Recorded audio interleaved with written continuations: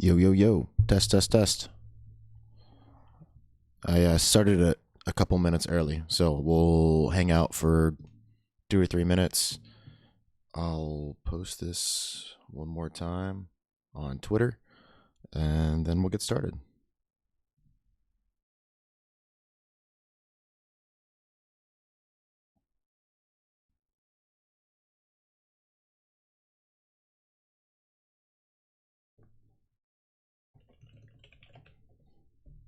Let's say we are live. Okay. Boom.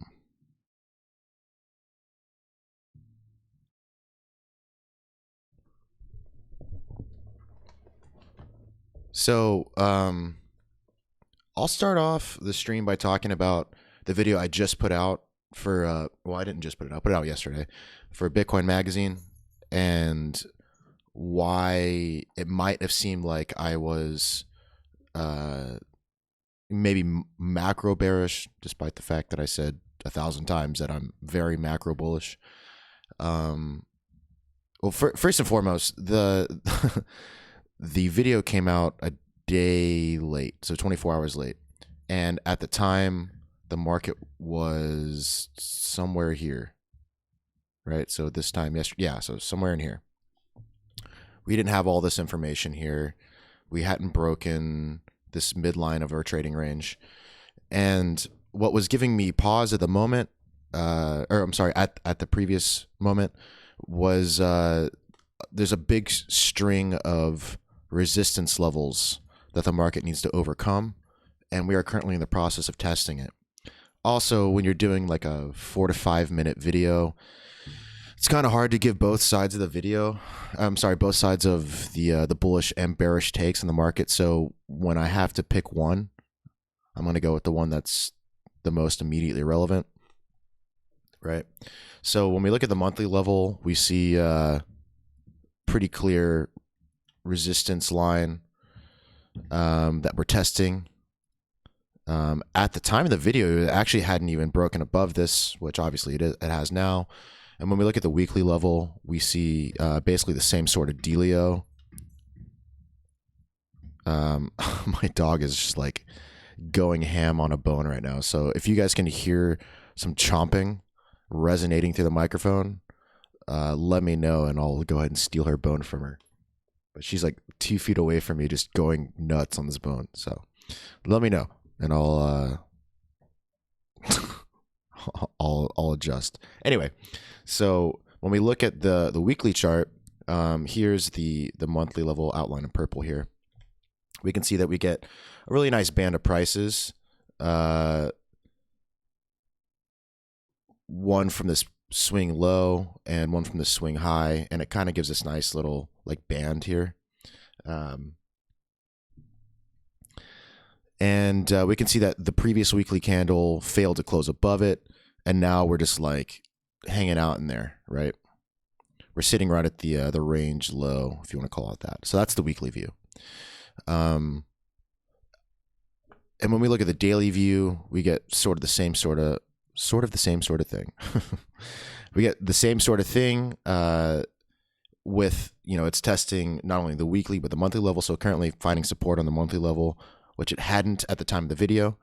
So I was thinking that, when we look at the 4-hour or maybe even the hourly chart, that we're going to come down and revisit this band of prices here. So, we were here at the time of the Bitcoin Magazine video, and we were finding resistance at that time. So I was thinking we were going to come down here, and this was where I was going to reassess the market. I think I even said that, we got to take it level by level. But make no mistake about it, the macro structure is super bullish on the monthly, the weekly, and even the daily chart. It's very bullish, especially now that we've reclaimed support on that monthly level, and we couldn't even muster enough supply to come down and test the zone I was outlining here in the $7,300 to $7,200 level. We saw a very strong shove below support, and it very quickly just weighted right back up. You can think about support as being like water and the price structure being like buoyancy or weight. And, we dunked the float below the water, and it just popped right back up. So that's what we would want to see in a bullish market structure. What we wouldn't want to see is a dunk below the level, a come up, a retest, and a continuation, because that would most likely see this level and this level. And now the fact that we spat right back above it, that's a big deal, okay? It's a big deal for a number of reasons. It marks our third higher low, so we get one. I mean, you can call this a lower low, but that wick is a huge outlier, right? It's not an outlier on Coinbase, but it's just an outlier in the trend. Like the candle didn't close there. It was most likely a stop run. You can see it took out this low here. So I'm not even looking at this wick really. But what I am looking for is these higher lows and the market tendency to favor those higher lows, which means that the demand is very high and the supply is very weak. Well, the supply isn't very weak, but the demand is just that much stronger. Okay. And when we look as low as the hourly, we get a little bit more resolution on the trend. And I'm going to show you the setup that I'm currently looking at for my intraday / margin trading. Before I do that, before I go to the hourly level, I see I got some questions here. I'll go ahead and look at these. So don't take the bone. Yeah, I wasn't actually going to take the bone from her. I like her a lot more than I like you. Sorry, you guys are great, but I love my dog a little bit more. And her gnawing on the bone, like right next to my foot, I wouldn't actually take it from her. I was just kidding. You can't hear it? Okay, cool. You can't even hear it. Need to catch up. We'll assume bullish. Do meme, weekly, B-band, stochastic, maxed. That's a lot of things. Okay, so I'll address that in a second.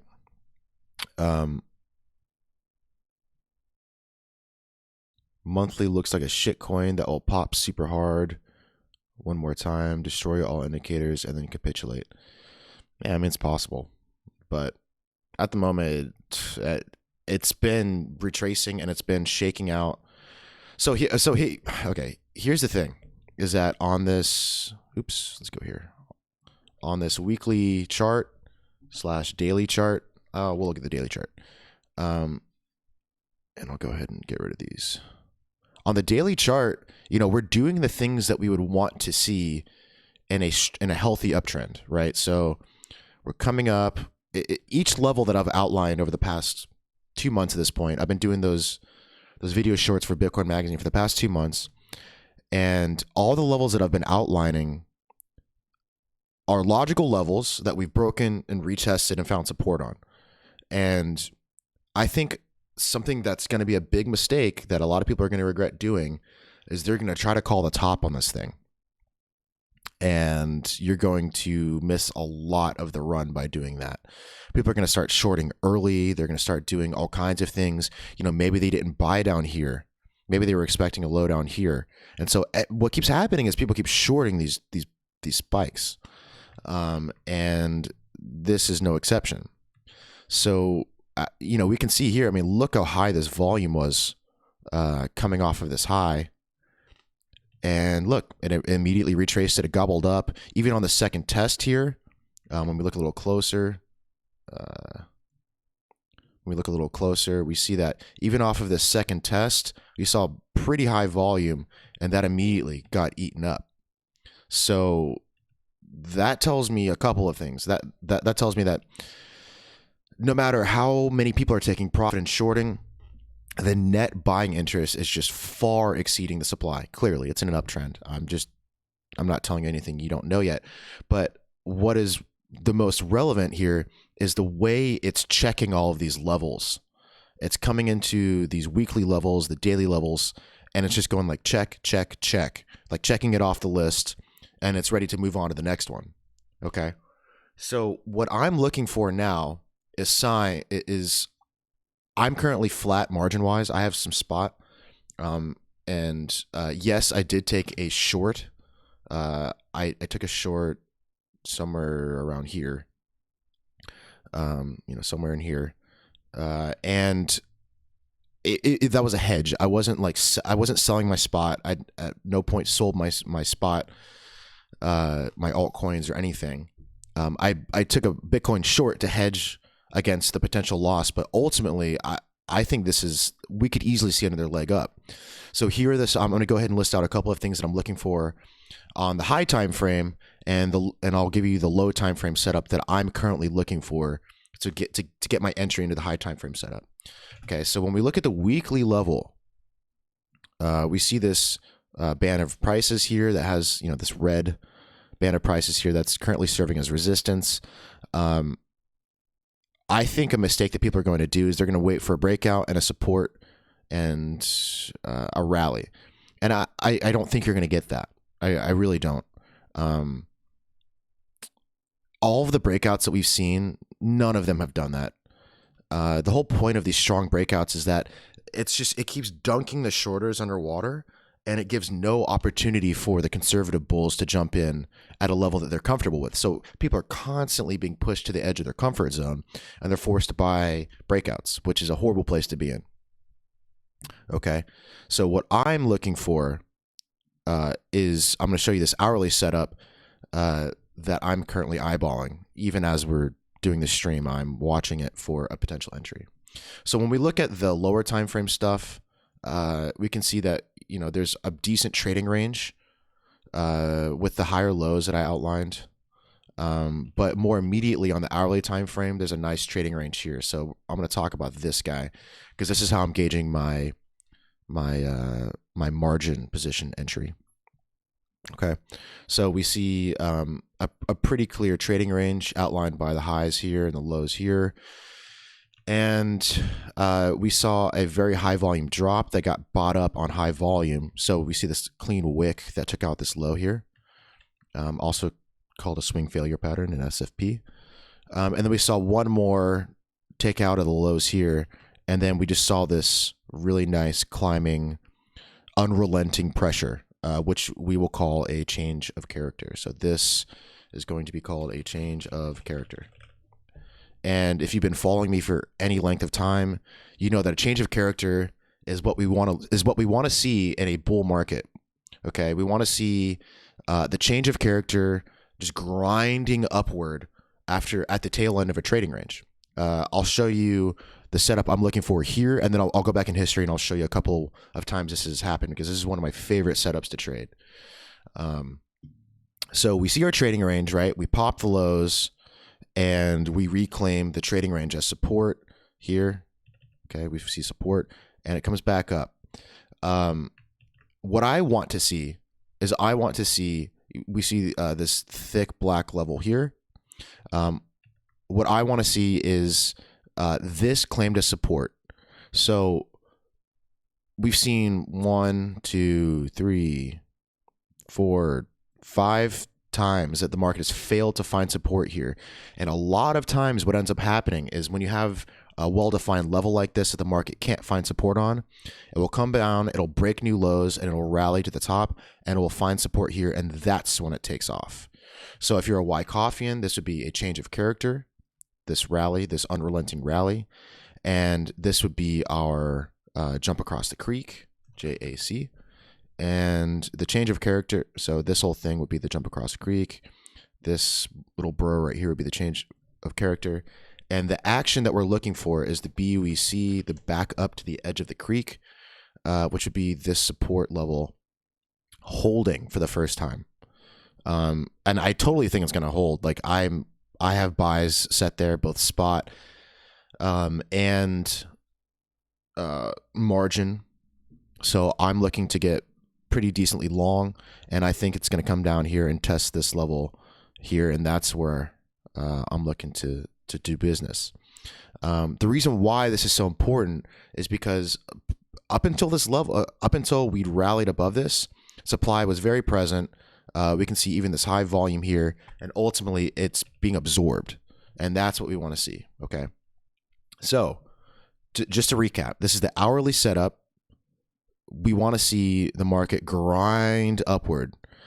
We see the change of character, and the change of character is just quite simply, we saw volatility. We saw volatility with no discernible, real direction, just chopping people up, running people stops. We saw lower highs, and And then we see this change of character where it just becomes this grinding force upward, like this, like it snakes all the way up. And it's going to continue to do this. It's going to continue to do this until it breaks the top of this range. And then that's what's going to most likely going to see this giant green beam. Okay. And when we look at the 15-minute chart, if you're into that kind of thing, we see that it's respecting this channel really nicely. So there's a nice confluence of a demand retest and this support retest. This is going to be where I'm looking to get long. Okay. So before I go to any historic examples of this happening, do you guys have any questions about anything I said?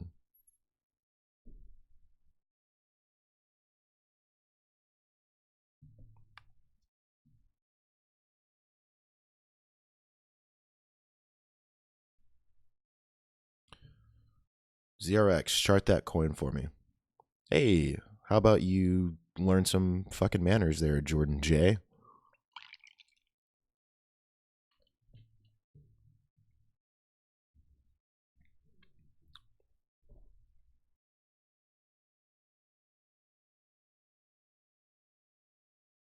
So I'll go ahead and talk about some historic examples of this happening because, again, this is like, in terms of the setups, I only play a handful of setups, but this is my by far my favorite setup for a long position.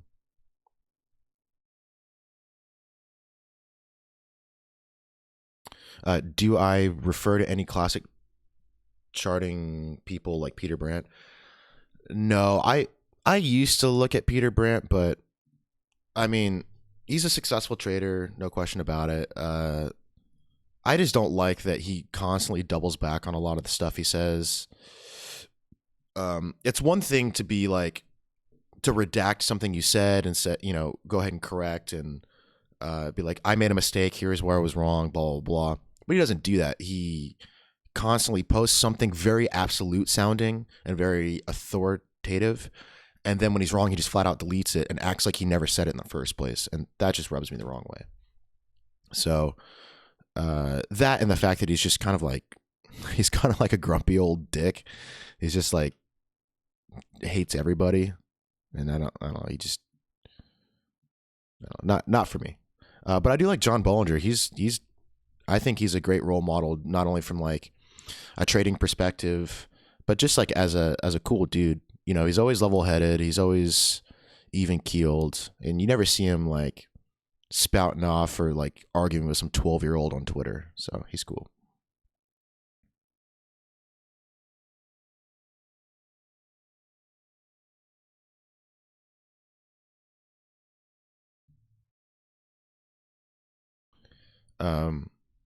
So yeah, so I'll show you a couple examples of setups as using this this trading range that I like to play.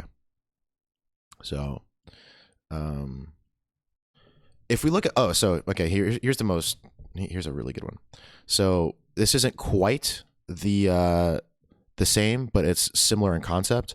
So if you were following me back in March, I talked about how this was a change of character, and this made me very, very bullish.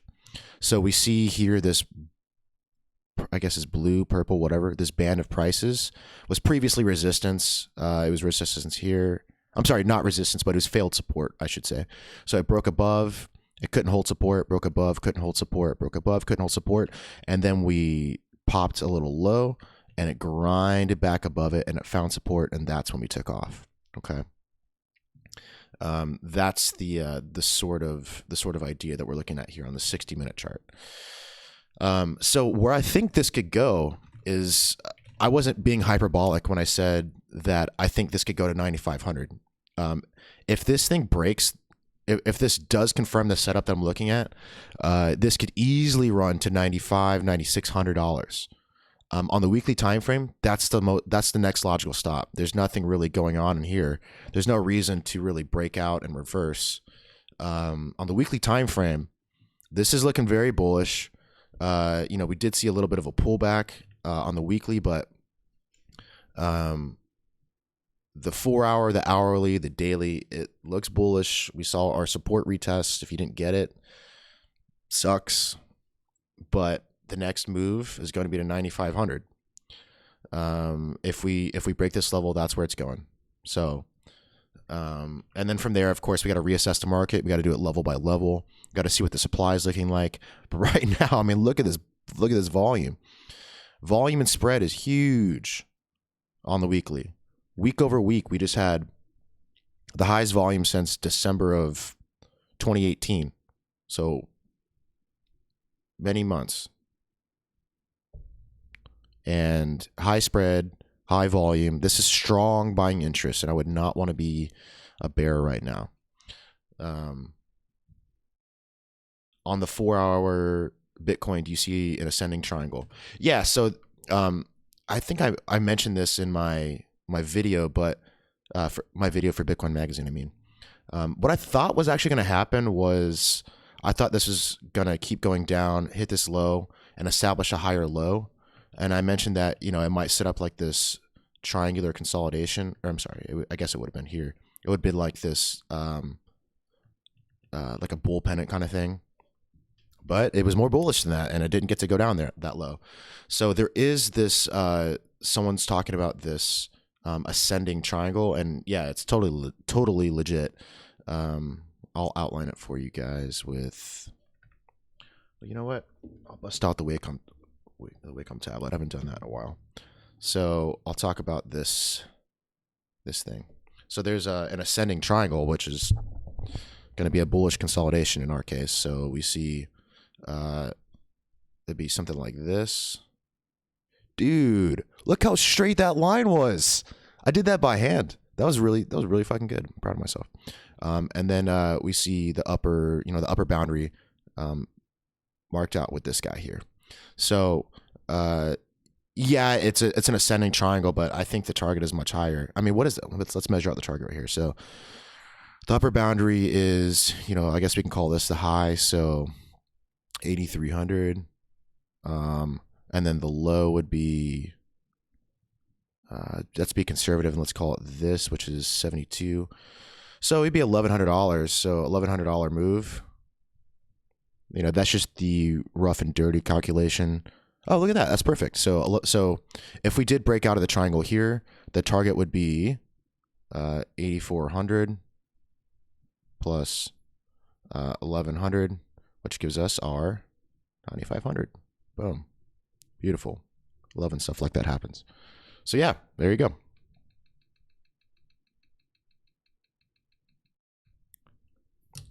Oh, also, I want to show you guys this the daily Ichimoku chart, because that's just like a sight to behold. So the daily Ichimoku chart is looking super fucking bullish right now. We see a really clean retest up. Damn it. We see a really clean retest of not only the. So if you're unfamiliar with the anatomy of the Ichimoku chart, just think of this as like the equivalent of a slow moving average, like a 200 EMA, and this is like the equivalent of a 50 EMA. It's just a slow and a fast moving average. This would be it's called the Tenkan, and this is called the Kijun. And right now we see a perfect retest of that thing, and right now we're finding support here. Yesterday confirmed the support with the daily candle rallying off of it, and this just looks perfect. Like if you're in an uptrend and you're looking for like the ultimate checklist of bullish trends, this is the one, right? We see the Chiku spans trending above price. We see not only a support on the Kijun. I'm sorry, not only the support on the Tenkan, but we see it on the Kijun. Also, we see a golden cross. Like this is just like check, check, check, check, check. All the check boxes are checked off of like super bullish, healthy trend. Like this is it. If ever you were looking for an ideal setup, this is the one. I can't express this enough. This is the one. Also, if you look at the weekly chart, we got our first bullish cloud twist. So things are looking super cute in the Bitcoin department. We see a bullish cloud twist there. So we could even see this. Damn it. We could even see like this edge to edge play on the weekly, which basically just means that when the price enters the cloud, it has a tendency to drift to the other side of the cloud, which in our case would have us coming up to, you guessed it, boom, 9,500 if it comes back up here. So there's just like a thousand arguments for macro bullish trend, and like half of one for a bearish argument. Am I using doubled settings? No, I'm using the regular default settings. I don't use the doubled settings. I mean, you can. I know Josh Olszewicz, cloud extraordinaire, he likes to use the doubled settings, or what people quote unquote call them the crypto settings, but I find the default settings to be perfectly adequate. I don't see, I don't see any issue. The only thing is, with the default settings, you get faster signals, because obviously the moving averages are faster. They're not doubled. So just like if you were to look at, instead of the 50 EMA and the 200 EMA, you looked at the 100 and the 400, it's the same sort of idea. So obviously you're going to get slower signals on the higher, on the longer moving averages.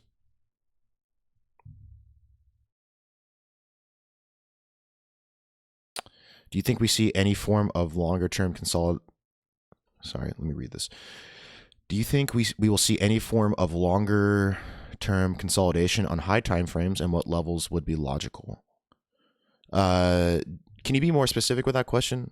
Because I like that question. Do you mean like, do I think that? Well, can you just be more specific with that, or did I already answer your question? Sometimes I'm delayed with looking at the chat, so. You have it doubled? Yeah. To be honest with you, I don't personally like the doubled settings. But also I don't trade the cloud. Like, I mean, I'll use it for like macro stuff, but I generally use it just for judging health of a trend. And truth be told, I'm actually really pissed off about this. If you recall from whenever I think it was like 3-4 videos ago for Bitcoin Magazine, I talked about how I was expecting the price to retest this level, and it literally hit, like, so I had my spot buys set to buy this level, and it hit every exchange except for Bitfinex wicked that level, every single one. So if we look at the 4-hour chart, it is literally the only chart that did not hit the $6,600 level. And so my spot buys didn't get filled, but that was a confluence of like 1,000 different things on the daily chart and the weekly chart. So like I said, the weekly band of prices, the daily cloud. So long story short, I don't like the doubled settings, but I don't see a reason not to use them. It just gives you delayed, slower information. And with crypto, I feel like the faster you can receive signals, the better, because the market's so volatile,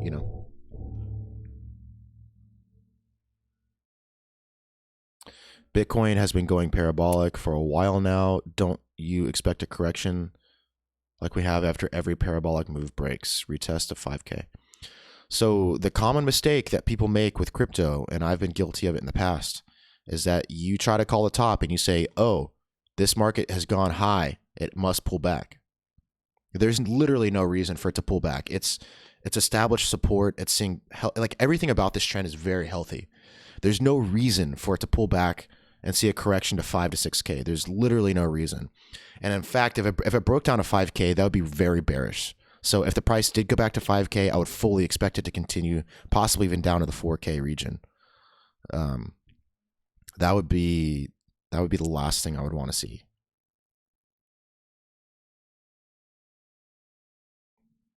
Do you use SPA spread volume analysis?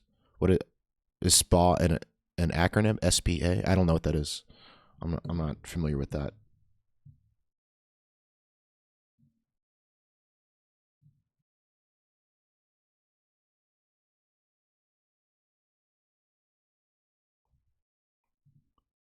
Are you concerned at all with the RSI levels? No, I don't trade RSI. Do I even have RSI here? No, I don't trade RSI.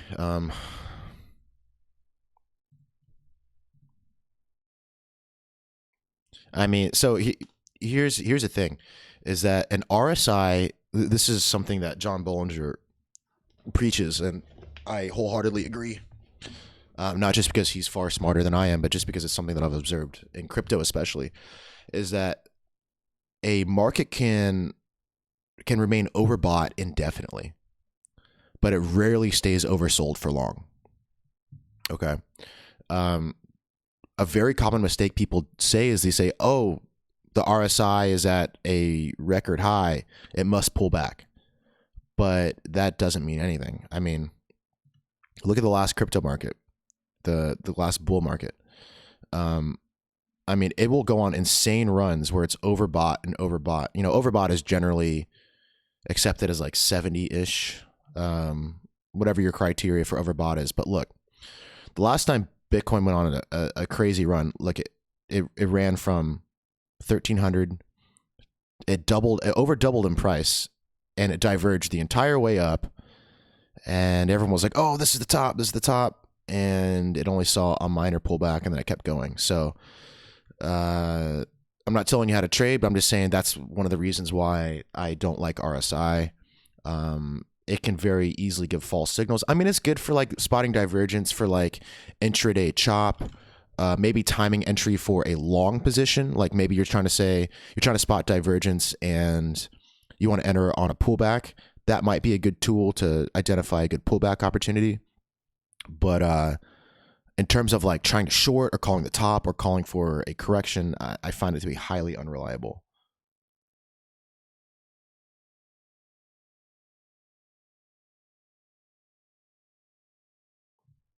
Are weekly B bands concerning or no? So let's take a look. I'm assuming you're talking about this whole meme that like the B bands, that the price is outside of the B bands and so it must pull back. No, it is not concerning. The market can run outside of the Bollinger Bands just like it can run over and with overbought conditions for long periods of time. So look at all these instances in history where the market just what the hell? The market just ran and it ran and it ran. Oops, and it ran. And it ran. Like there are instances, there's so many instances where it just ran and ran and ran. And the Bollinger Bands just kept pulling up. So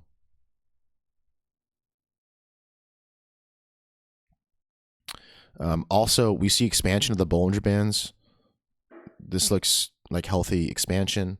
If we look at something like the BBW, I mean, it's not, there's nothing extraordinary about the Bollinger Band width on the weekly. It just looks really bullish, right? We saw a breakout, and it's just trending very, very, very strongly. So no, I don't see anything about the weekly Bollinger Bands that is concerning.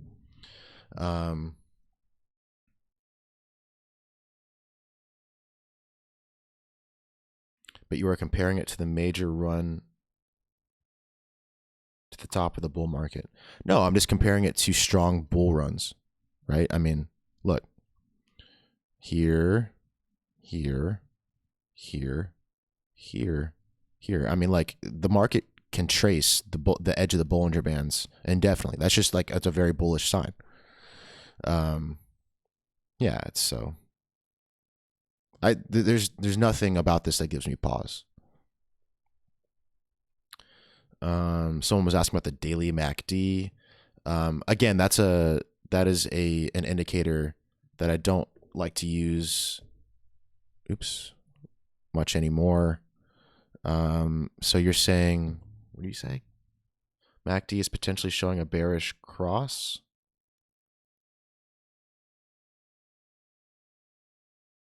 On the daily? What? I'm not sure. You're talking about this? The oscillator cross? Don't worry about that.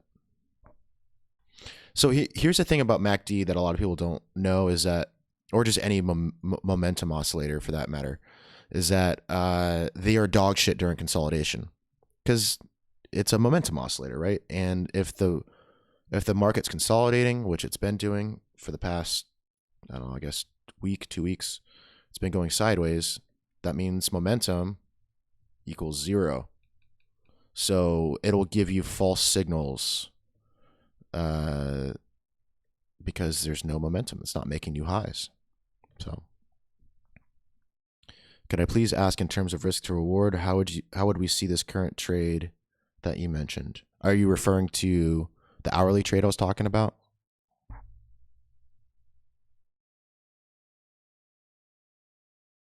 Susanna?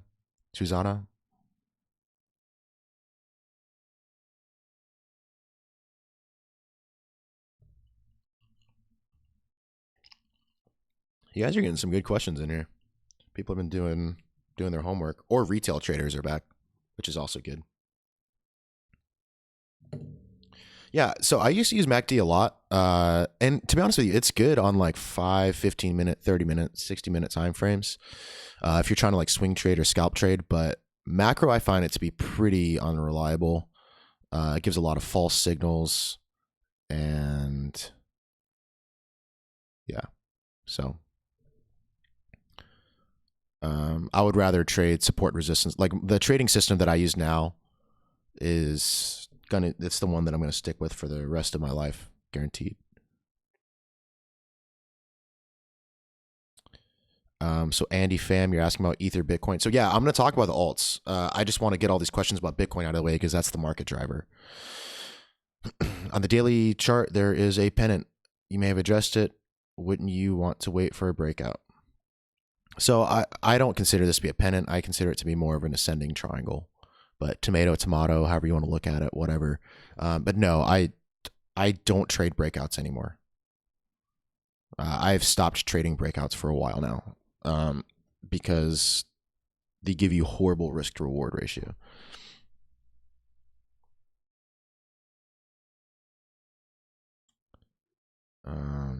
Enoch, what are some fundamental books for reading to learn about trading? Oh, like fundamentals and like foundational. I thought you meant like fundamental, like books about fundamentals. To be honest with you, I haven't read any books on trading. I'm not, I'm one of the few people that, I guess I'm not one of the few people, but I'm a very visual learner.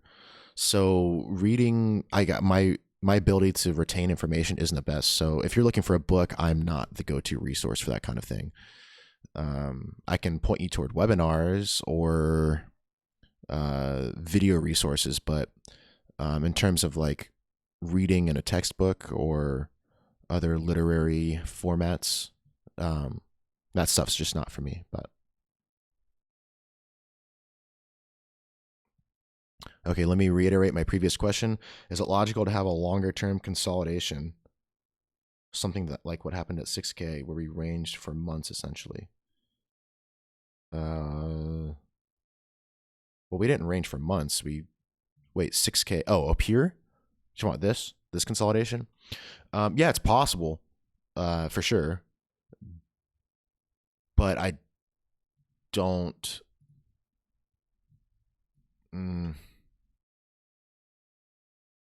Is it logical? So don't. So what? This is something that I was saying earlier. Is like don't try to apply your own logic to the market.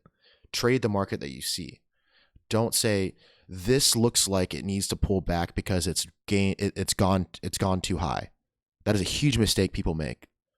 The market can never go too high. Like that's something that a lot of people they trade their gut instead of trading the chart that's in front of them. Above 10K, like saying the market rallies above 10K and consolidates, sure. I mean, I don't see a reason not that why it couldn't, but I mean, how is that like I just don't find that sort of speculation to be useful. Like I would rather just look at the chart, look at what it gives me, and trade what it's giving me, rather than being like, I think it's going to go to this level, and then I think it's going to range sideways for 2 months, and then I think it's going to go here. That's not entirely useful information, in my opinion. So Susanna, am I pronouncing your name right? Susanna or Susanna? Susanna. There's one N. Susanna. Okay. Hey, Bitcoin Schmidt. Oh. Okay, so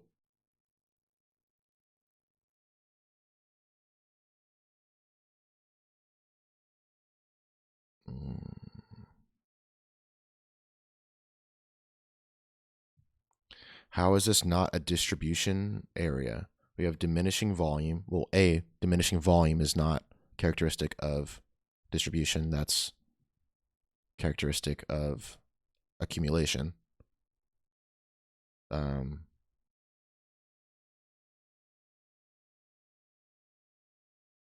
We have diminishing volume, lower highs, and we haven't retested 6.2K. Why do we need? You don't need to retest 6.2K. Like, you don't have to do that. It's not required by them. I don't understand. I don't understand this mindset that we see a lot of people in, where it's like, this is what this is what's going to cause people to not get into the market, and then all of a sudden it's going to be 10K, and they're like, fuck, I should have bought at 4K, because everyone thinks the market has to do something. Just like everyone thought that the market had to come down and make a double bottom at 3K, and it didn't. Then it broke out. And everyone said, oh, the market has to come back down here and retest 4K, and then it didn't. And then it rallied, and everyone said, oh, it has to come back down here and retest 6K. Well, it doesn't have to do that. And in fact, I think this sort of thing is actually fueling the market, because so many people are sidelined in cash, and they're just going to have to buy the breakout or buy at a horrible price. And it, like, I don't think you're going to get the pullback that everyone thinks you're going to get.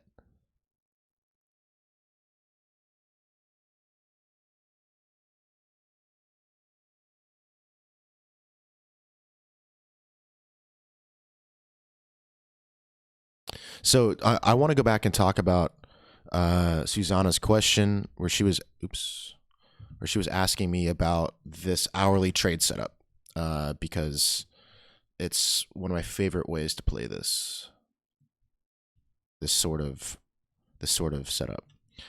So she was asking, what is the risk to reward on this kind of thing? So you can trade this a couple of different ways. One is you look for your long on confirmed support here. Okay. And then if you did that, you'd set your stop, somewhere down here, where it quite clearly has failed to be support, and then your thesis of the BUEC is shattered. So the whole premise of this is you're trading this based on newfound support that was never, or that previously 1, 2, 3, 4, 5, 6 times was not support, and now it becomes support. So that's the whole premise of this trade, is we're trading this to be newfound support. Okay. When you think about the risk to reward, you have to say, at what point would my idea be wrong? And so you can look at this a couple of different ways. You can say, maybe it breaks down below this level, this little band of prices. But personally, I'll be looking to place a stop down here, because crypto's volatile, and sometimes you get like these knifing wicks that come down through here and stop you out, as I'm sure a lot of you guys have experienced. So I would be comfortable saying that I'm wrong below this level here, right? So if it comes down here, I enter long, somewhere over here. And if the market keeps going down, or maybe it bounces and it comes down into this level here, that's where I'm comfortable saying I'm wrong. Okay. So that's the whole premise of the trade setup. In terms of position sizing, my personal strategy is I will risk anywhere between 2 to 3%, depending on the trade setup. This specific setup, I am looking to trade probably like a 2.5% risk. And that's because I really love this setup.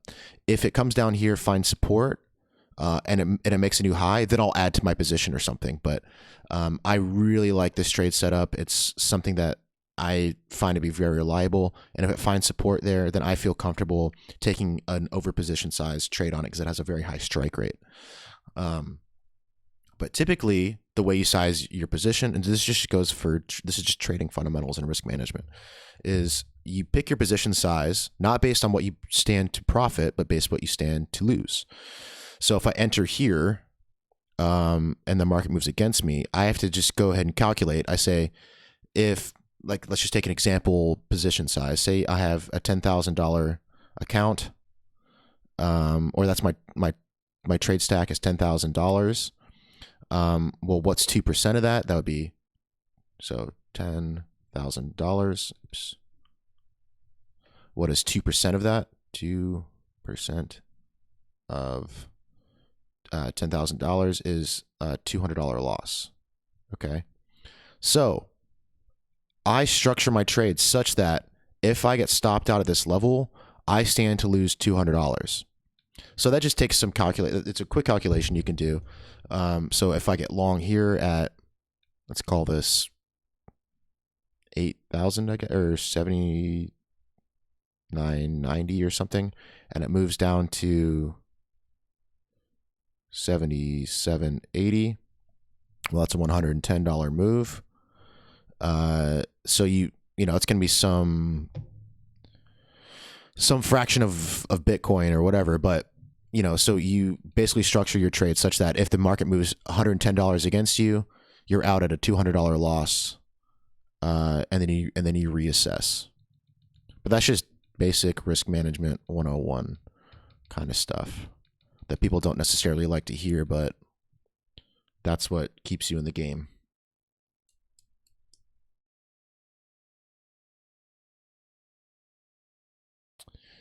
I got a bunch of questions.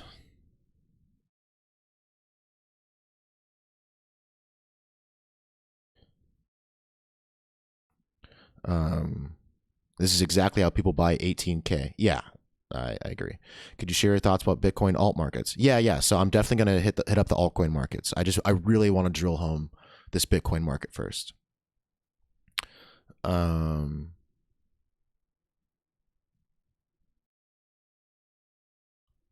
What if you don't own any Bitcoin?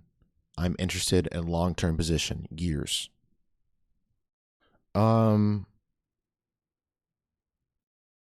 that's a tougher question because right now if you're looking for a long-term position years out, we don't really have a whole lot of information to gauge that sort of trend. And the higher you're buying now, the more risk you're assuming, obviously, right? So if you looked at the daily chart, this is risk management 101, but this is why I don't trade breakouts. Okay. So say your plan was to buy this level here, but it never came down. Okay. Your plan was to buy the retest of, let's just say 3150. Okay. And you say, I'm going to get out if the market goes down to, I'll write it over here. So plan.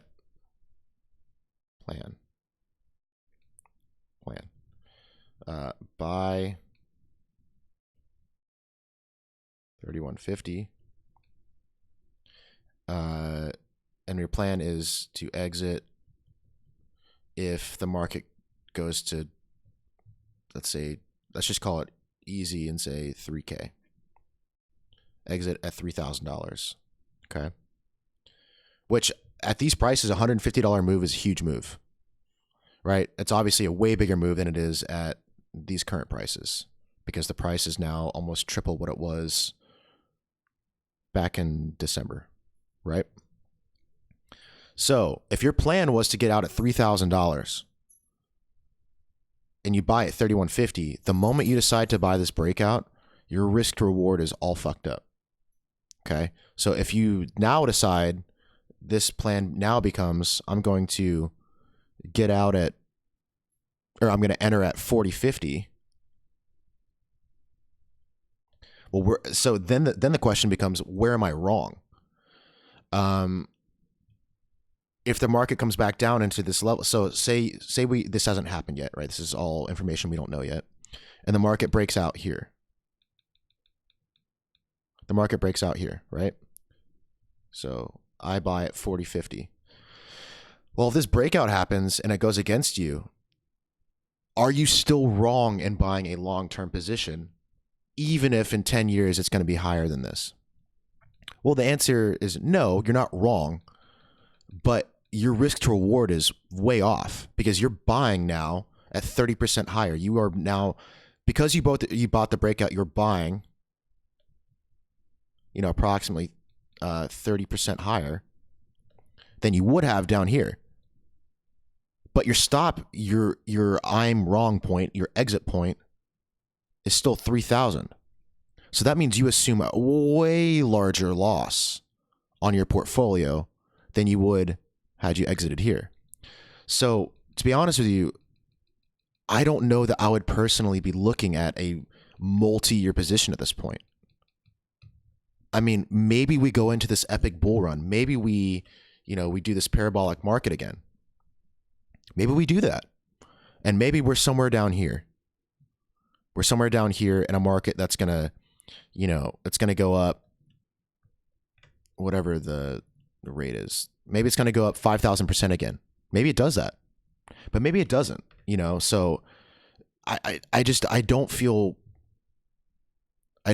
personally wouldn't feel confident opening something now for a multi-year position. I would feel more confident opening it down here. But I mean, hindsight is 2020, obviously. I think it's really fucked up that a lot of people are saying, hold is a mindset, it's a lifestyle. People are talking about this like hold lifestyle, and that is so cancerous. That is just so cancerous, because those same people were saying buy here and hold. Well, dude, if you bought up here, you just had all of your assets depreciated greatly, right?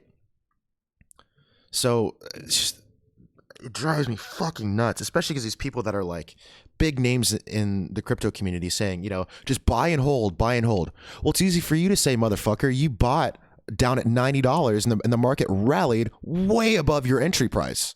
But they're telling you, the retailer, to buy here and hold for multi-year positions. It's so fucked up. And I refuse to preach that mindset. So if you're looking for an answer, I'm giving a very long-winded response to your question, but I just feel very strongly about this. And I think it's really fucked up that people do that.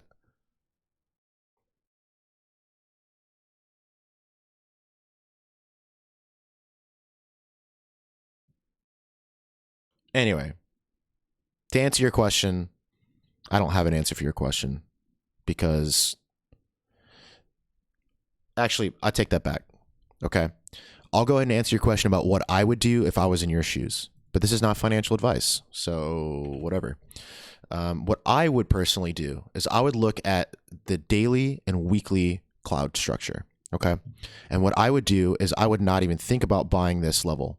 Even if the market breaks out and let me get my Wacom tablet here. Okay, so even if the market breaks out, I still would not buy it.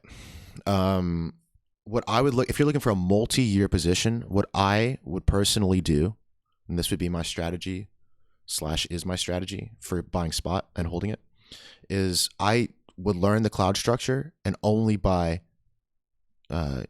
key June retests.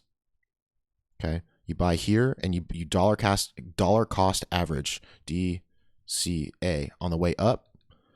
And the moment the macro structure looks bearish on the cloud, that's when you exit. That's when you take profit.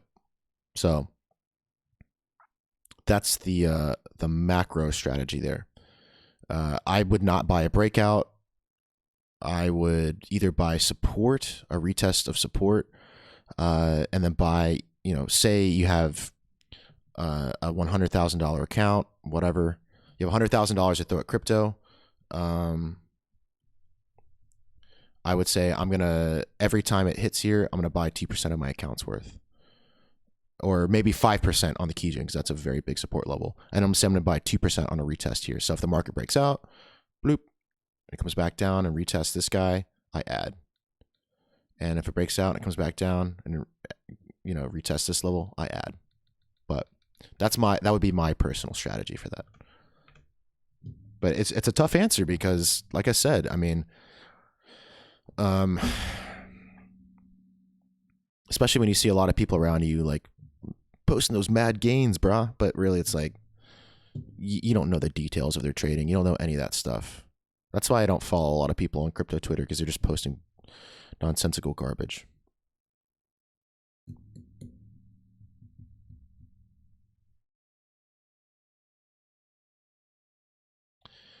Which brings me to my first shill of the night. For the next week, you can use coupon code Spring 19, I think it is, for 50% off if you're interested in joining my trading community. So, I don't stream a whole lot. And to be honest with you, in instances like this where I posted a Bitcoin magazine video that could be easily misconstrued if the market goes against what I was saying, sometimes it helps to have immediate access to my opinions or even the opinions of others in my trading group. We have a pretty, it's not a big trading group, but everyone in there they're legit. Everyone's good. Not everyone uses my personal trading strategy, which is cool. We have guys that trade pivot levels, strictly cloud, strictly Bollinger Bands. But for the most part, I think a lot of people use something similar or comparable to the way I trade. So there's a lot of good opinions going on in there. And it's just a great reference to double check yourself and prevent yourself from FOMOing in on a dumb trade that puts you offside very easily. So yeah, go to bitcoin.com if you're interested in signing up, get 50% off. Anyway, let me see.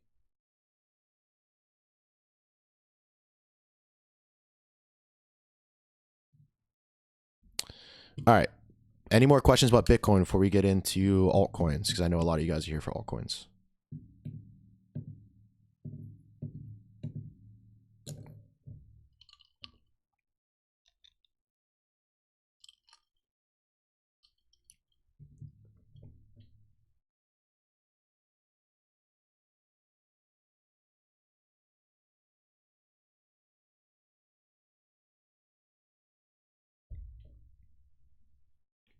Bull trap?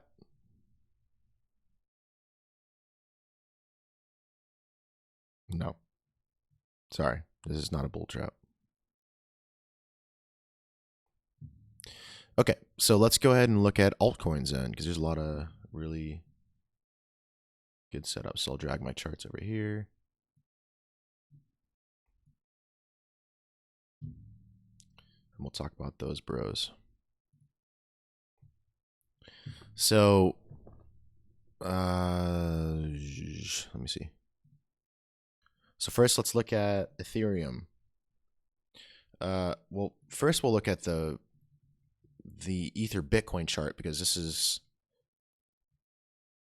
looking mighty sexy.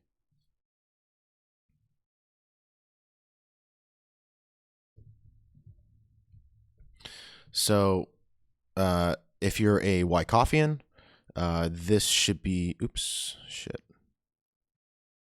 this should be setting off, this sort of activity should be setting off alarm bells in your head to buy the shit out of Ether. So this is a really, really nice accumulation trading range. We see a preliminary support. We see a selling climax, an automatic reaction, a secondary test. We can call this a secondary test, whatever. But most importantly, we see this structure right here. We see this creek,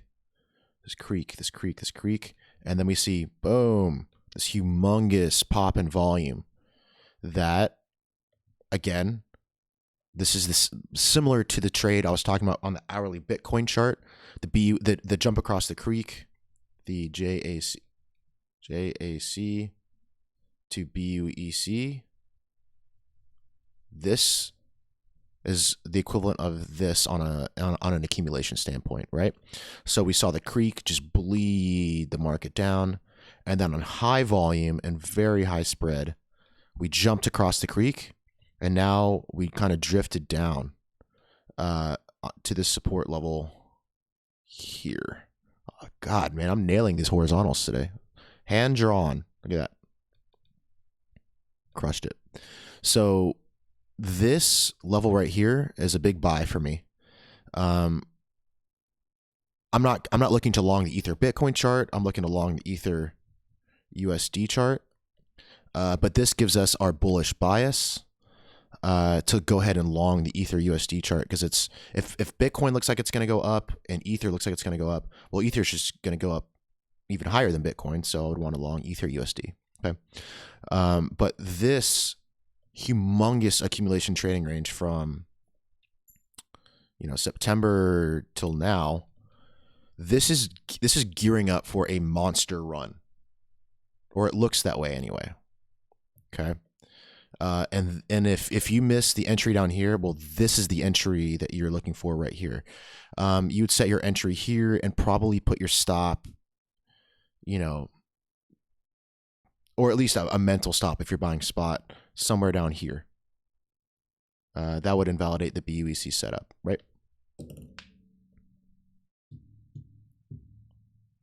So let's go ahead and look at the Ether USD chart, because it further supports this bro. Okay. So Ether USD is setting up a monster bull pennant, just like the days of old. Just like the old school Ether, right? Where it was just doing bull pennant after bull pennant after bull pennant. If you were following my tweets, I talked about this reaccumulation trading range. Okay, so this is perfect. Susanna, this is the same exact trade. I actually traded this. This is the same exact trade setup we're seeing on Bitcoin, but this is the Ether setup equivalent. Okay, so we see this guy, we see the shakeout, and then we see the jump across the creek, and it comes back down, and what was previously failed support is now reclaimed support, and it never broke that low again, and then we see this giant rally, right? So I longed here. I got out somewhere in here. I got shaken out by that stupid, whatever it was, the Tether FUD or whatever.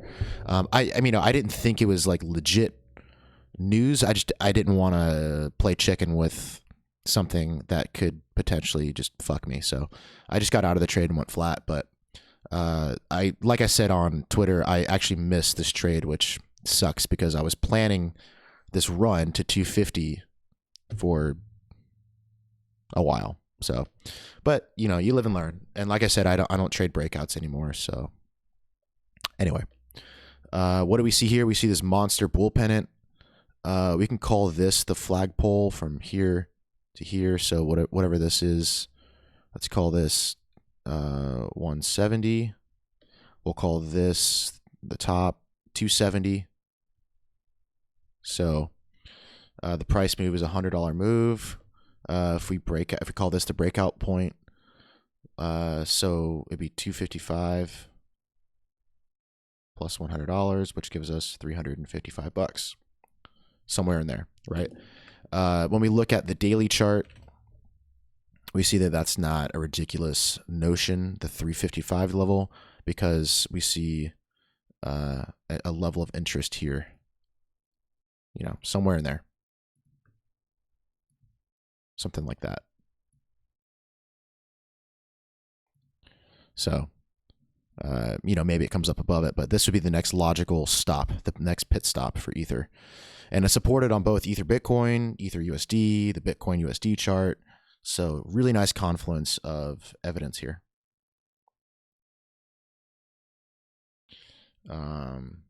Pretty self-explanatory stuff. You guys have any questions about that? Ether, I'm very bullish on Ether right now.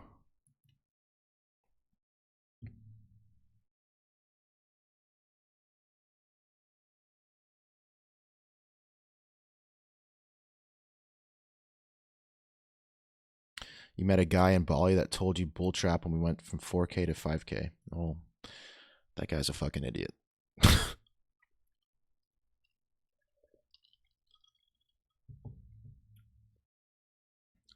Would you chart XRP, please? Manners. To be honest with you, I was only kind of joking with that dude who said chart ZRX. I just don't like when people talk to me like I'm a damn jukebox and they're like, hey, like chart this. Like they're just like putting quarters into a slot, except they're not paying me anything. You know, have a conversation with me. I'm a human being. I have feelings, okay? Carrots have feelings too. So yeah, let's go ahead and look at how about Ether long term? Yeah, so I guess I wasn't clear about that. This trading range is a big deal. This means that Ether could be gearing up for another run to retest this 0.15 level. This is a humongous trading range. I wouldn't be surprised to see ultimately a retest of, you know, this all-time high. That would not shock me.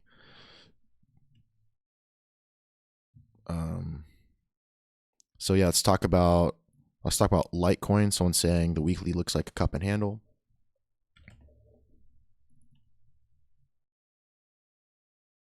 Nope, it does not. The daily does though.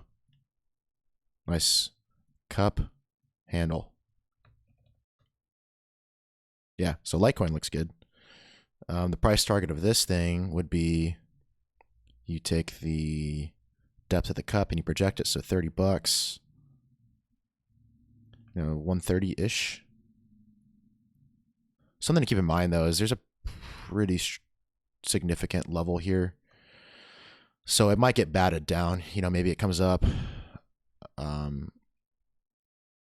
but I'm not personally looking to go long on Litecoin. You know, maybe it goes on a monster run and it outperforms everything, but this level right here gives me pause. And if I'm going to put my eggs in a basket, it's going to be something like Ether or Monero.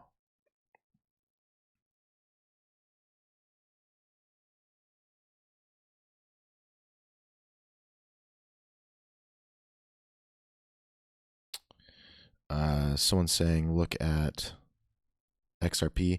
Yeah, so I'm currently long on XRP. I've got a bag of XRP. I think this looks very bullish, especially the Bitcoin chart. This buying pressure is very promising.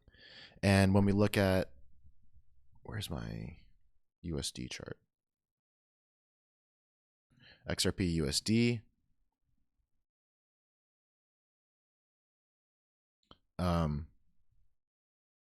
You know, it reclaimed this level of support. So, you know, some decent bullish arguments here. I know Tone Vase has been shitting on XRP, but he's a Bitcoin maximalist and he shits on literally everything that isn't Bitcoin. So, I don't really. Also, I just don't value his opinion at all on anything.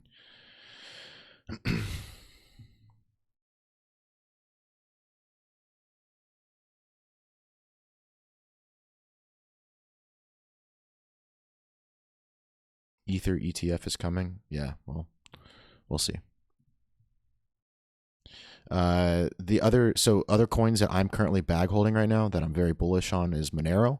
I've been talking about Monero for a little bit now, and it's currently making this really nice bull pennant sort of dealio, which doesn't look like it's very big, but when you look at the percentage move, it's pretty massive actually. Monero has a flagpole length that's like almost 50%, so $30. And if we project this upward from 90, it would have us testing the 120s. And when we look at the daily chart, that's not out of the question. We did butt up against some previous support, which turned resistance. On the weekly level, I think it's a little bit more clear. Yeah. So on the weekly level, we see this guy being resistance, but it's consolidating really nicely below it. So we could break above it, and the 120 level would have us basically retesting this guy, which again would not surprise me. That would be the next logical, zone that we want to be looking at. But I could easily see Monero going up to retest this 120 level.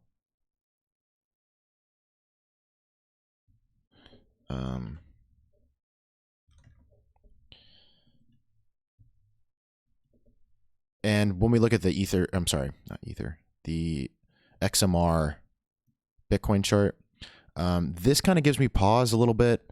I don't like that the chart is finding, I don't like that the chart is, what the fuck? I don't like that the chart is finding, get out of here. God. I don't like that the chart is finding resistance here. But if you're a Wyckofian, this actually looks like a spring and a retest. This is more of a shakeout than a spring, really. A terminal shakeout, and this looks like a retest. But that's kind of a big meme. I really want to see this level get broken. And what we really want to see, if you're bullish XMR long term, is I want to see this come back and find support here again. So if we expand this bro right here, this would be the jump across a creek to BUEC thing that I've been talking about this whole stream. I want to see this come across and find support here, and I want to see it on high volume and high spread. So we want to see something analogous to this on Ether Bitcoin. We want to see something like that happen. But at the moment, the Monero Bitcoin chart is finding resistance there, so we'll see.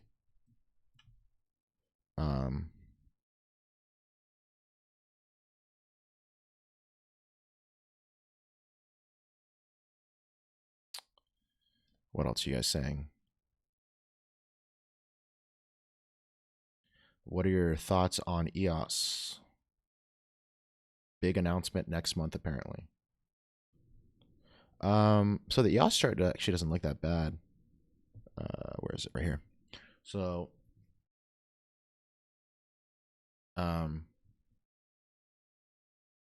it doesn't look that bad. God damn it. No.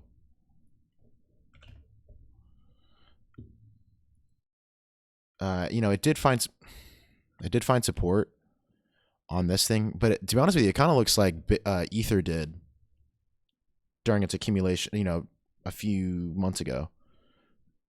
So I wouldn't be surprised to see this thing bleeding out.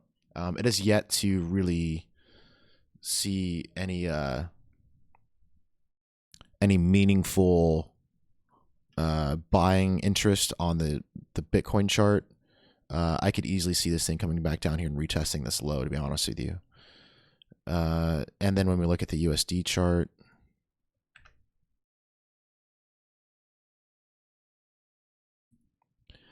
the USD chart doesn't look that bad. It's finding support on this weekly, what is this, a daily level? Daily level? Is that what I have? Oh, monthly level. I even made a little note for myself. So there is a monthly level here. Right here, this black line, that we're currently finding support on, so that's cool. Maybe, this becomes the launching point, and it's kind of making this like bull flag sort of thing. But in terms of like outperforming Bitcoin, it doesn't look like it's poised to outperform it. Maybe that big news will be a nice flood of capital, but the USD chart looks bullish, and the EOS Bitcoin chart, it looks fairly neutral. I could see it going up or down.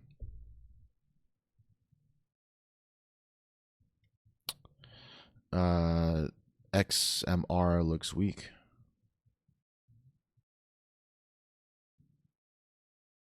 How can you be long XMR, not LTC? I just told you. I just told you why. I don't want to long into resistance. Also, this Bitcoin chart, this Bitcoin pair chart, has yet to close above this level. So there's only so many things you can be long on, dude. Do you see any correlation to the stock market and where you feel is blah, blah, blah? Yeah, I do see correlations to the stock market, but we're not going to talk about that right now.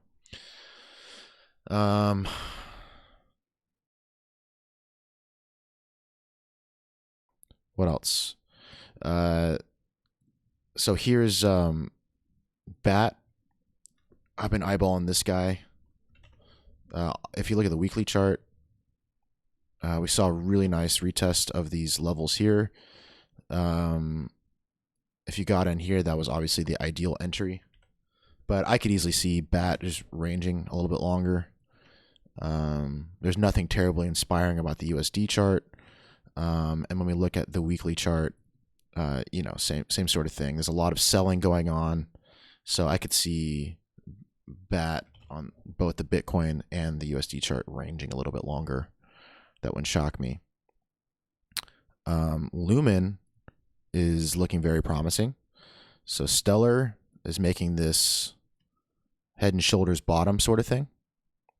Boom, boom, boom. Here's your neckline, which would go hand in hand with XMR, which would go hand in hand with XRP, looking bullish. So this is the USD chart, and when we look at the Bitcoin chart for Lumen, I think I talked about this before, but there's a monthly level. A monthly level. So I tweeted this out that anything below here is a buy for me. I didn't personally buy, but that would be the buy signal I was looking for. And when we look at the daily chart, it doesn't look half bad. It kind of looks like, you know, it's still in a downtrend, but maybe it gets a little bit of a retest. And if this support level holds, well, then maybe we see a little bit of a rally. But that head and shoulders bottom on the USD pair looks very promising. Cardano is another one.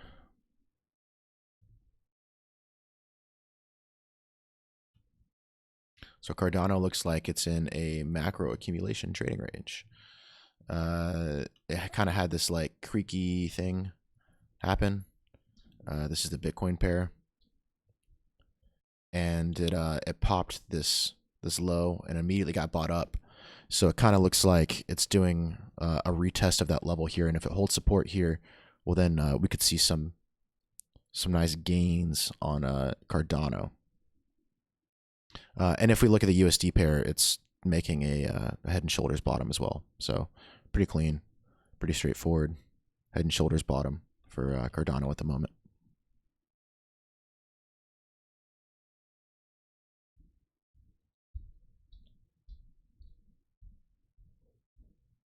What do I think about ZRX? So I'm actually bullish on ZRX, and I bought some. When did I buy it? I bought it down here at 27 cents. So I'll tell you why I'm bullish on ZRX. If you look at the daily chart, it looks like, again, a head and shoulders bottom, or a complex head and shoulders bottom, whatever you want to call it. And I bought that right shoulder. I bought a spot. And when we look at the Bitcoin chart, it's currently doing the same thing that we see a lot of altcoins doing. It broke a new all-time low, came up, found resistance on the previous all-time low, and now it's coming back down for a retest, which could very easily, again, be this terminal shakeout retest combination. So what we want to see on the Bitcoin pair is high volume, high spread, return and reclaim this level here. So yeah, I'm keeping a close eye on ZRX. What the hell are you doing here? What do I want to look at? That? Whatever.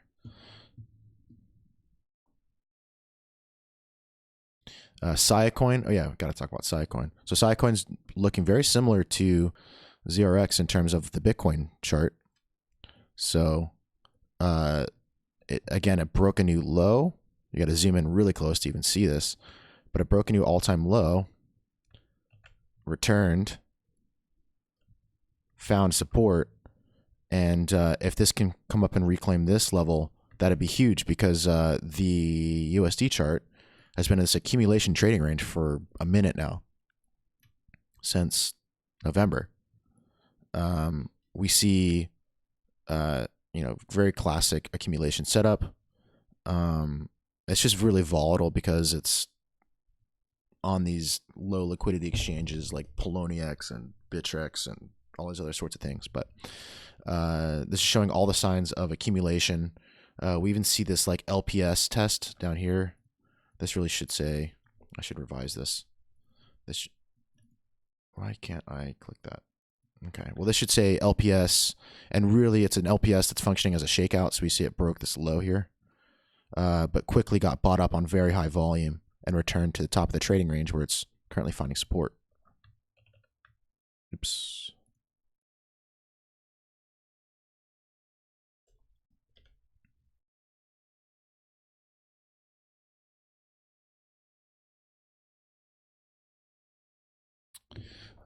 I'm having trouble determining which pairing for alts to pay attention to, since alt Bitcoin still looks like crap, but USD looks bullish.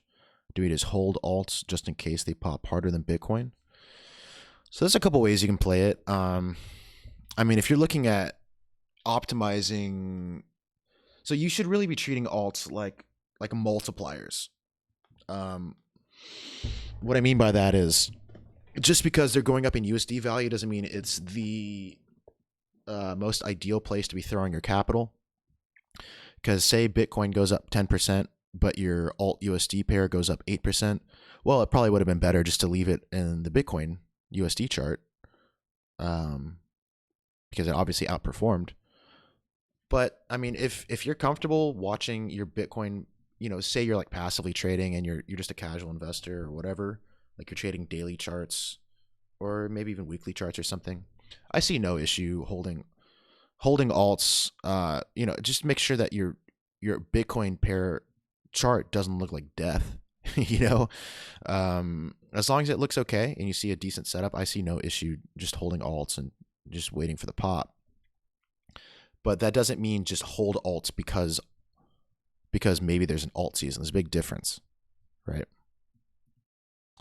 No, I didn't chart Zcash yet. Let's look at that. So here's the USD chart.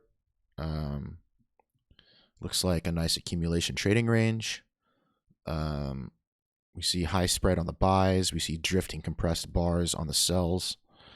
What I'd like to see is support held on this level. That'd be nice. So far it's resistance. So if we can find support there, that would be a buy signal. But I've been long on. I've had Zcash in my portfolio for a couple weeks now. It did go underwater, but it's back in profit again. And then when we look at the Zcash Bitcoin chart, this thing just looks like absolute shit. This is the coin that just won't stop dropping. But as long as the USD value doesn't go down, I'm totally fine holding that in my portfolio because I'm using it as collateral to play Bitcoin pairs. I'm sorry, to play the Bitcoin chart.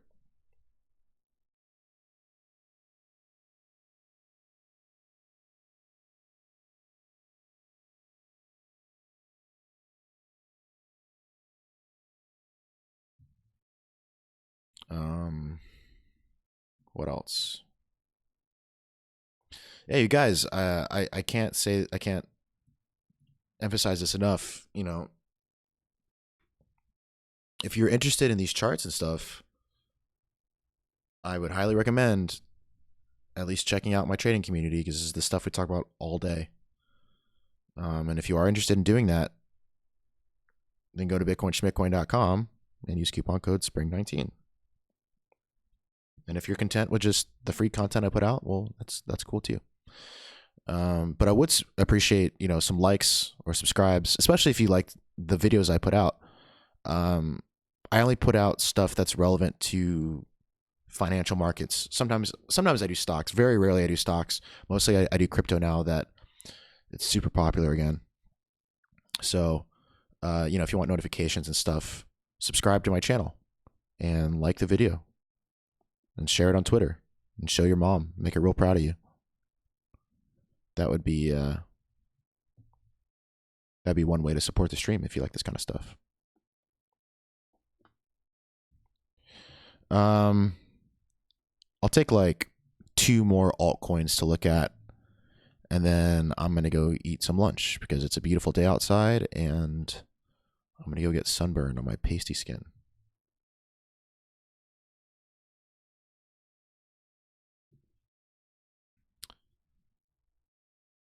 You guys have any more coins you want to look at? I'll take 2. Neo. Yeah, do I have a chart for Neo? I thought I did.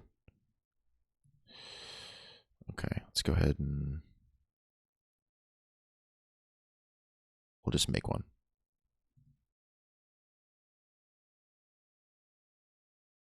Wait, what?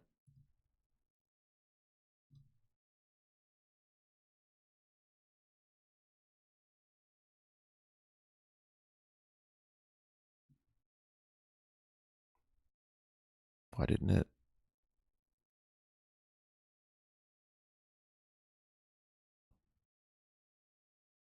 What's going on right now? TradingView, are you having a fucking fit right now? What are you doing?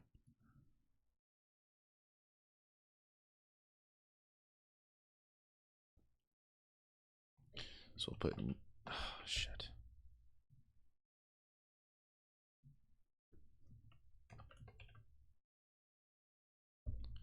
Okay, we'll just make a new chart.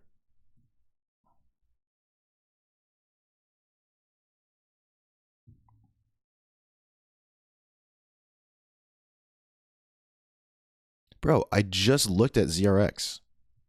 Literally just did it.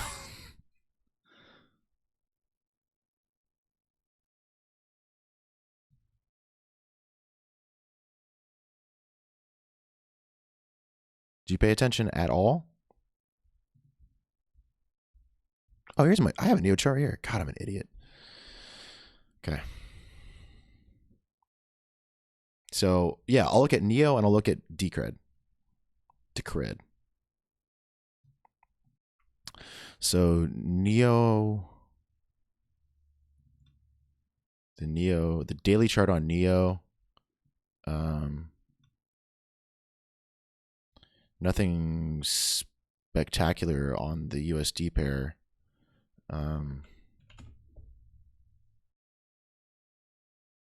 Yeah, there's nothing really going on that would make me want to throw my money at Neo at the moment. It has yet to break new highs. It's the Bitcoin pair is, oh yeah, I remember this chart. So this looks like if you could rate something in terms of like shit and absolute shit, this chart looks like absolute shit. Because look at this. If this continues down, and currently it's finding resistance at this level here, there is nothing below this. Nothing. So I could easily see this thing just keep going down. That doesn't mean the USD pair is going to go down, but the Bitcoin chart looks like absolute shit.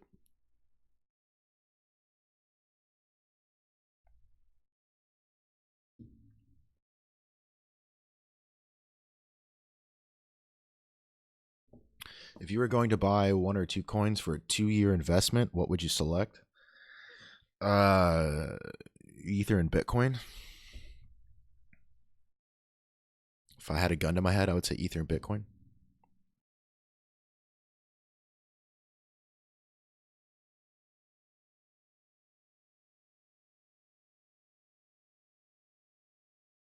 Yes, let's go ahead and look at Decred because I'm actually bag holding Decred right now too. So at the moment, it's testing the support on the Bitcoin pair here. Currently holding it, but actually doesn't look, it's not inspiring the most confidence. It was in this nice range. It came up and it retested it. Now it's coming back down. So yeah, but you know, there's a lot of stuff below this that could slow the drop. There's a lot of stuff going on in there. But that's the Bitcoin chart, and when we look at the USD chart,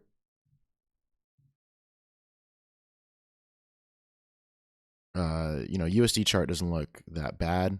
It's in a really nice supply and demand channel.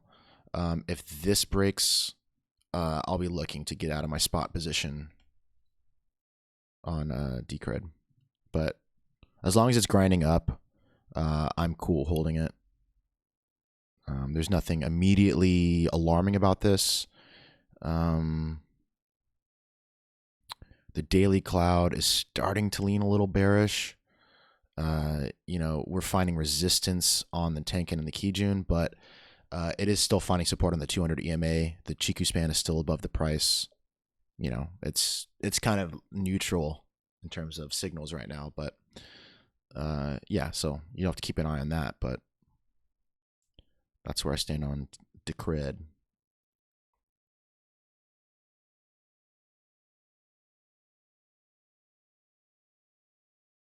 If you weren't allowed to choose Bitcoin, why would I not be allowed to choose Bitcoin? If you're investing in alts and you aren't owning Bitcoin, I think that's a mistake.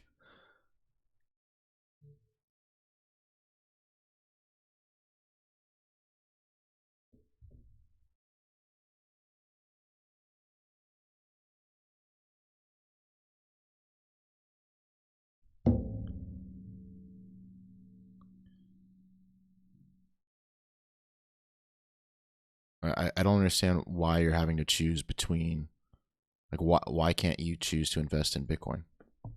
Or why do you have a reluctance to buy Bitcoin? Bitcoin is the crypto market. It is the only coin that when it goes up, the other markets go up, and when it goes down, the other markets go down. Why would you not own Bitcoin?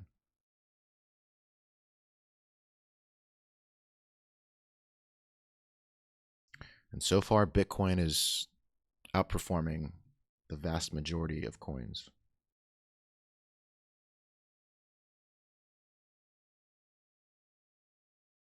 That question was when you were asked to choose two coins. No. I understand. I'm saying, why would you not choose? I just don't understand why you wouldn't choose Bitcoin. Like, that should be an obvious choice. But yeah, it would be Ether, and if I had to pick up like two altcoins, it would be Ether.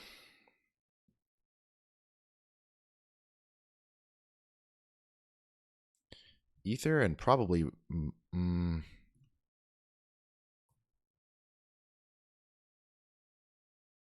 would say Ether, and it's tough because Ether is just such a distant first from the second.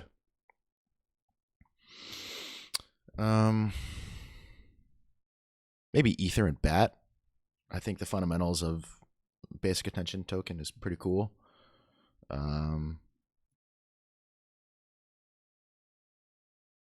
Yeah, probably those two if I had to choose.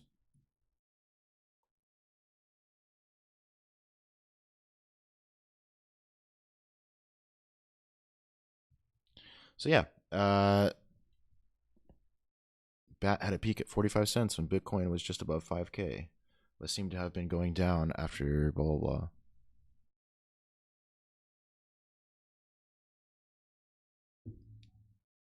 Bitcoin, Ether, Litecoin are the three big coins in my opinion. Well, it's not your opinion. That's a fact. That's what the market cap shows. But if I had to give a 2-year outlook, and I just had to guess, and I had to put my money in something speculative, I think BAT is a good. I liked the project from the get go. I tried to get in on the ICO, but that was one of those ones that just like sold out immediately. But I think the project cool. The project is cool.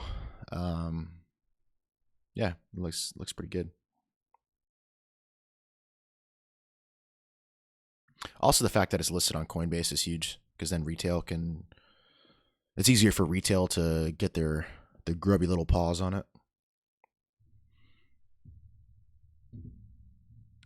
BAT had a peak at 45 cents when Bitcoin was just above 5K, but seems to have been going down after that, both compared to USD and Bitcoin. What would you say from looking at the charts? I just talked about BAT.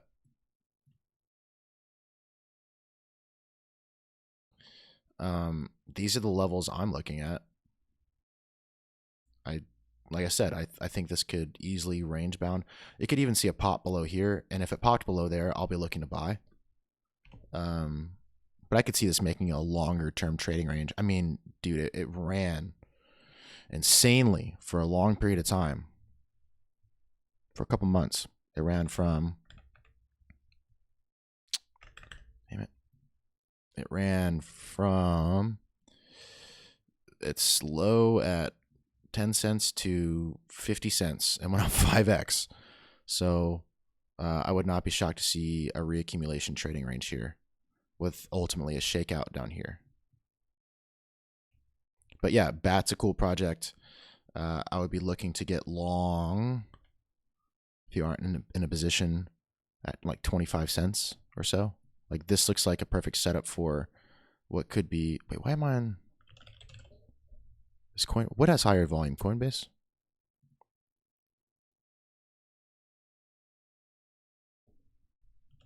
Oh, this is Oh, is Coinbase only USDC? I see what you did there, Coinbase. Yeah, anything down here,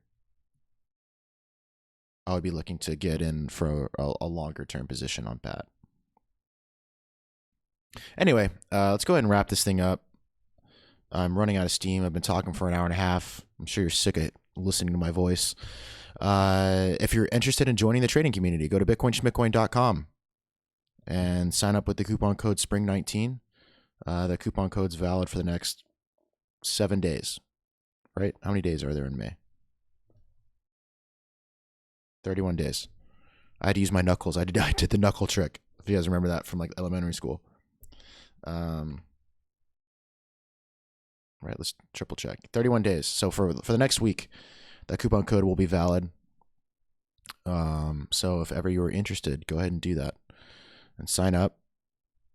bitcoinschmitcoin.com and like, subscribe, share it, whatever, or just completely ignore me. You're free to do that as well.